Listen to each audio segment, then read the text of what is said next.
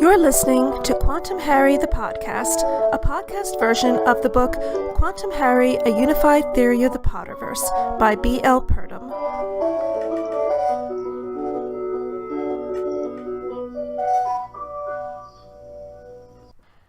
Episode 1, The Kids' Table. The Harry Potter series can be summed up in 3 words. Now, I know that sounds reductive, but bear with me. These particular words are the name of an ancient story, by which I mean thousands of years old, and it's also a way to refer to a type of story that we keep retelling over and over. Let me give you an example of another 3-word title that is both the name of a particular story and now also the name of a type of story: Romeo and Juliet. Now, whether or not you've ever read or seen a version of Romeo and Juliet, if someone says that something is a Romeo and Juliet story, you probably know what they mean. Star-crossed lovers, 2 people from families who have never gotten along, etc., etc. It's not just a singular story anymore. It's an established trope that many writers have fleshed out in their own way. The 3-word phrase that can describe the Harry Potter series has also become so enmeshed in our culture that even people who have no familiarity with the original story use this phrase every day to describe something like a lawsuit between a multinational corporation and community organizers, or a military dictatorship and the rebels hoping to bring it down, or even just a bully on a playground and the poor kid he picks on. The moment someone says these 3 words, you know that on one side, there's a massively powerful and experienced entity bent on destroying the other side. And that other side is an underdog, a person who's not well connected, someone who's a virtual, if not an actual, child. Okay, I'll give you a little time to think about it.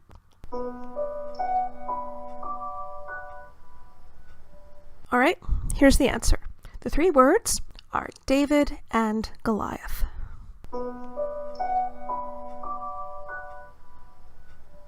Now, it's easy to see that in the Harry Potter books, Harry is David. But there isn't just one Goliath. Voldemort is definitely a Goliath. Some others are the Dursleys, Dolores Umbridge, the Mystery of Magic, Lucius Malfoy, the list goes on. But what links the Goliaths? You know, the original Goliath probably wasn't a terrible person. He was just really good at his job. He was a soldier, and he was fighting a war. What we see in the David and Goliath story is something that's also in great classical epics like Homer's Iliad, when the leaders of 2 armies each decide to have their best warrior fight it out the way Hector and Achilles did. Now, in theory, this was to save lives, to avoid a big battle between 2 armies that was bound to result in a lot of bloodshed, but it didn't always work out in practice. After Achilles defeated Hector, he desecrated his corpse while his family watched from the Trojan city walls, and the Trojans weren't exactly racing to open the gates and surrender to the Greeks just because their champion didn't win. Goliath was one of these types of warriors, a champion of his people, someone considered completely unlikely to lose a fight. Each army's leader had to choose carefully because whichever champion won, that meant his side won the battle, and possibly the war, again assuming that the losing side honored the concept of their champion standing in for their entire army and agreeing to surrender if he lost. So, knowing what was riding on this, imagine Goliath's surprise when he saw David, this kid. However, in his book on Davids and Goliaths, Malcolm Gladwell points out that David actually had a lot going for him. David was a seasoned shepherd. Sheep are unbelievably stupid. Depending on the part of the world, shepherds need to defend their flocks against wolves, lions, bears, and other people. David's weapon of choice is a slingshot. He's a kid, so he can't fight a wild animal or a seasoned soldier hand-to-hand in close quarters using brute strength. But with a slingshot, he doesn't even have to get close to his target. He has to aim well. A first shot that's less than lethal means that he's probably dead. Goliath didn't know that David was exceptionally well prepared for exactly this kind of fight. And the major reason that he looked down on David and was confident he could defeat him was that David was a kid.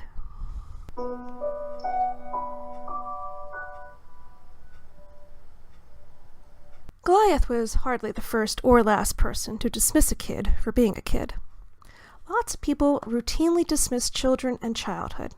Kids and the things connected to kids are considered unimportant. Games, toys, candy, fairy tales, and children are not taken seriously.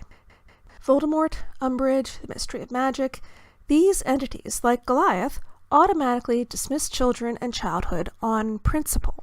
Is life complete without childhood? Of course not. We all have to start at the bottom, don't we? Is life complete if it never ends? If you never die? Another, of course not. Omitting either one of these gives you an incomplete life cycle. Now, in J.K. Rowling's choice of Harry as her hero and Voldemort as her villain, we can see one of the overarching themes of her 7-book series, wholeness. Harry is the picture of a complete, integrated person. While Voldemort is not only incomplete, he actively pursues incompletion. Voldemort splits his soul. He's determined to forever elude death, which is why he splits his soul. In addition to disregarding the end of life, which is a natural cycle, he disregards its beginnings, anything connected to childhood or children. This includes toys, games, fairy tales, and sweets. But even though these are quote-unquote for children, Albus Dumbledore values these things, as if seeing them as the mark of a well-rounded person who doesn't disregard life's beginnings simply because of his chronological age, and who isn't afraid of its end. Voldemort doesn't value one and deeply fears the other. Just as J.K. Rowling is concerned with wholeness, physics is likewise concerned on many levels and in many subdisciplines with the reconciliation and attraction of opposites that create a whole. Only magnets of opposite polarities are attracted to each other. In Black Bodies and Quantum Cats, Jennifer Willett writes, "At the quantum level at least, opposites really do attract. Positively charged atoms are always on the prowl for negatively charged free electrons to balance themselves out. It's yin and yang, a perpetual atomic singles bar." Now, if you've seen a yin-yang, you know that it's made of two paisley-like pieces, one dark and one light, that make a whole, that make a circle. Each part also has a small spot of the opposite color. In Zen Buddhism, this symbolizes a complete enlightened person who has achieved a balance between the various components that make up each of us, and this wholeness is considered incredibly powerful. Power is also important in physics. One of the greatest ethical debates of the last century involves whether to use the power resulting from splitting the atom. J.K. Rowling writes about something else being split that should, arguably, remain intact: the soul. She also writes about entanglement, but she never calls it this in the books. Quantum physicists are fascinated by entangled particles, some of which are entangled because they've collided, and some because they were part of the same entity. Whether they're in the same room or separated by distance, they behave identically. Einstein called this spooky action at a distance. There's no time for them to communicate across space. Changes are simultaneous. This seems to contradict light being the fastest thing in the universe. Instantaneous changes are undeniably faster than light. It's as if their being separate is an illusion. Entangled particles behave as if they are one. Throughout the books, Harry is bound to Voldemort, entangled with him. We discover why near the end of the 7th book, when Harry learns that he carries part of Voldemort's soul. He is the 7th Horcrux. The night that Harry became the boy who lived, he and Voldemort collided, and Voldemort's soul bit inside Harry enables Harry and Voldemort to communicate in a way over long distances simultaneously, like entangled particles. Harry integrates this ability into his skill set, while Voldemort flees from it. This is another way in which Harry is whole and Voldemort is not. Voldemort's disregard for anything childlike or connected to childhood, and other characters who do the same thing, colors J.K. Rowling's entire 7-book series. This unifying thread links everything that happens in the books: games, toys, sweets, and fairy tales. Childhood. To defeat Voldemort, Harry has to play one mock Quidditch match after another, the game J.K. Rowling created, except that once he knows how to defeat Voldemort, Harry is chasing Horcruxes instead of snitches. Harry himself is actually a game piece. He is a symbolic snitch, and he's a Horcrux. In the 7th book, snitches and Horcruxes are interchangeable. Rowling sets this up in the 1st book by having Harry catch a snitch in his mouth and spit it out. When he does this, he symbolically gives birth to it. The entanglement between Harry and this particular snitch is confirmed in the 7th book, when Dumbledore leaves it to Harry in his will, and it turns out that only Harry can open it, because he's the first one who collided with it, and the snitch remembers him. Then, this game piece that is symbolically Harry brings him the Resurrection Stone when he finally opens it. Since the snitch is symbolically Harry, we can say that the people he loves were always with him. This could be why he gives up the resurrection stone. He knows that he doesn't need magic to be with the people he loved and lost.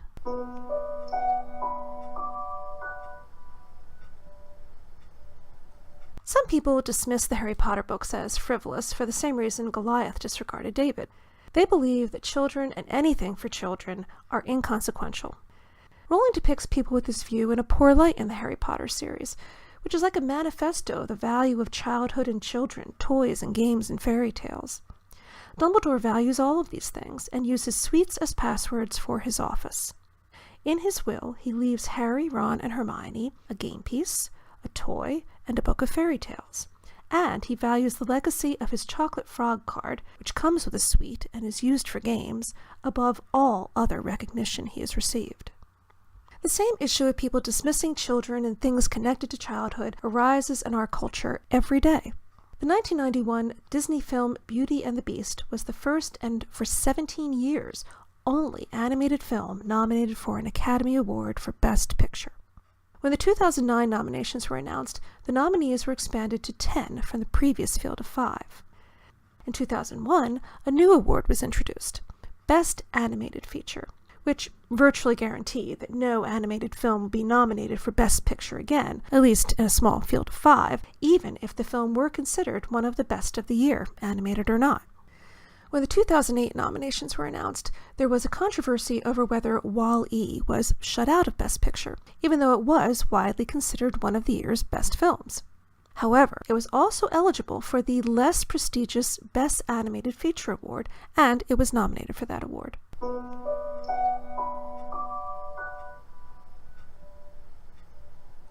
Now, bringing us back to the world of books. In August of 2000, the first 3 Harry Potter books had been in the top 3 positions on the New York Times fiction bestseller list for over a year. And when Goblet of Fire was released that summer, J.K. Rowling was probably going to take a 4th position. Before this could happen, the New York Times created a new bestseller list just for children's and young adult books. Unlike the Academy Motion Picture Arts and Sciences rules, the New York Times rules say that books cannot be on both lists. If the perceived audience for a book is minors, it goes on the children's list. A week before Harry Potter and the Half-Blood Prince was released, Time magazine columnist Joel Stein, who usually seems to have a sense of humor, wrote, "Hogwarts fans, you're stupid, stupid, stupid." According to Stein, you're supposed to stammer excuses when someone sees Harry Potter and the Half-Blood Prince in your house. He wants people to claim that they're reading it to make sure it's okay for their kids, or for kids in general. He doesn't want to hear anything about academics writing papers about Harry Potter or about reading it on different levels. He rants about how Clifford the Big Red Dog can be read on many levels too, but if you read it after you're 4, you're a moron. Stein sums up his objections this way.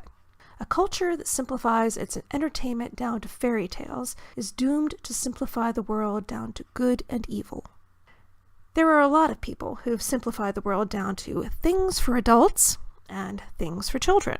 Many of them evidently also think that fairy tales are always about good and evil, black and white, which is a common misconception about so-called childish things. They're simplistic, they're for simpletons. There's no complexity or depth. Toys, fairy tales, and games are supposedly for those who have failed to grow up.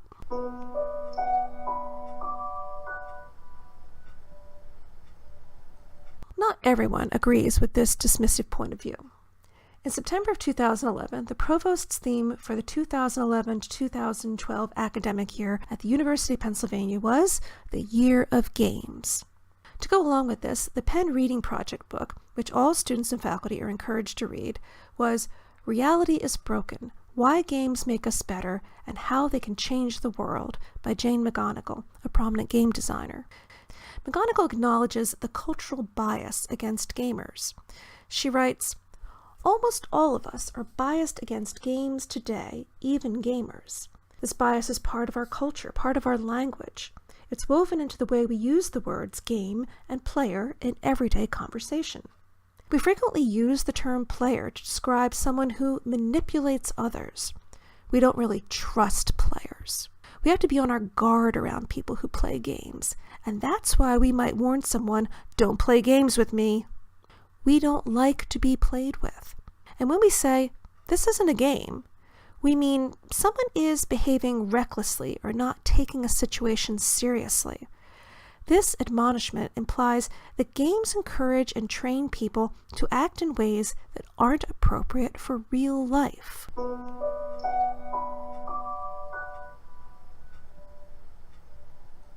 J.K. Rowling created many characters with negative attitudes about fairy tales, toys, and games, and created a series whose popularity alone is a challenge to this attitude. This comes through in her address to the 2008 class of Harvard, in which she said, in part, "Imagination is not only the uniquely human capacity to envision that which is not, and therefore the fount of all invention and innovation, in its arguably most transformative and revelatory capacity, it is the power that enables us to empathize with humans whose experiences we have never shared." Besides valuing imagination and other things for children, Rowling writes about issues that are not generally considered children's fare, as if she might believe that imagination isn't just for children and adult topics aren't just for adults. In her so-called children's books, she includes murder, torture, political prisoners, miscarriages of justice, corruption, totalitarian regimes, betrayal, terrorism, censorship, genocide, and eugenics. Scholastic entitled her first book Harry Potter and the Sorcerer's Stone, rather than Philosopher's Stone, the UK title. Because of this, I'll be referring to it as Philosopher's Stone throughout all episodes of this podcast. Rowling has said, "I was maybe a bit too compliant about that, because she was so grateful that anyone wanted to buy my book at all." Now, the publisher may have thought that children wouldn't read a book with the word philosopher in the title, and that only children would read it. But a translation of the word philosopher is in the title of many editions published outside of the US, and this hasn't kept millions of children around the world from devouring the books. So we see that even a publisher of children's books can underestimate children.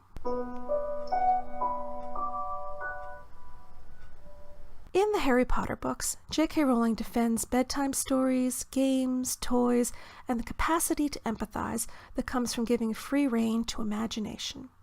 There's a constant dance between the playful and the serious. Games go from metaphorical to literal wars. Battles take on the characteristics of games, and toys are frequently weapons. It's as if she's showing a mock war in one side of the mirror and a real war in the other. And when the mock war turns real, it's as if Harry has gone through the looking glass.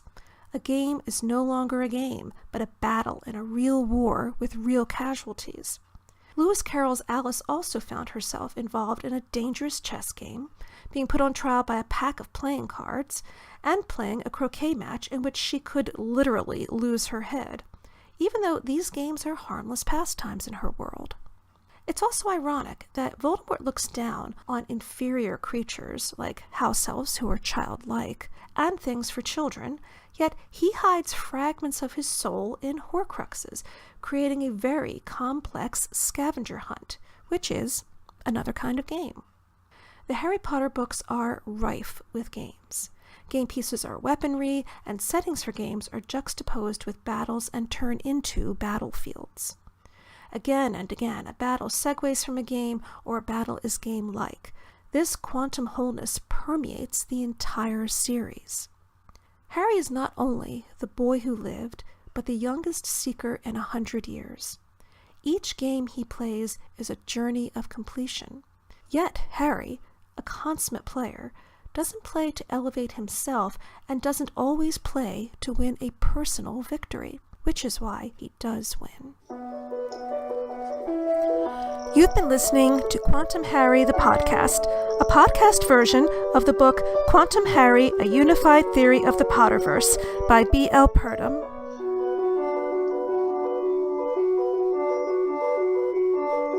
All music heard on Quantum Harry is also composed and performed by B.L. Purdom.